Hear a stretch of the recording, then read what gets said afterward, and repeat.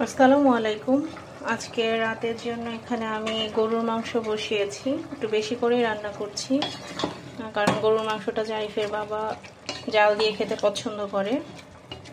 তো এই যে এখানে আমি গরুর মাংসটা মাত্রই বসিয়েছি, এখন মাংসটা কষাবো খুব ভালোভাবে। আর এর সাথে রান্না করেছি এখানে আমি লাউ দিয়ে চিংড়ি মাছ। তো লাউটাও বেশ ভালো ছিল, একদম গলে গিয়েছে। তো আজকে রাতের মেন রান্নাই দুটোই, লাউ দিয়ে চিংড়ি মাছ আর গরুর মাংস। আর গরুর মাংস তো সবারই অনেক পছন্দের থাকে, এটা আমাদেরও সেম, আমাদের গরুর মাংসটা অনেক পছন্দের। আর আজকে আমি আসলে রান্না করতে যে দুইবার হাত পুড়িয়ে ফেলেছি, মানে খুবই কষ্ট হচ্ছে।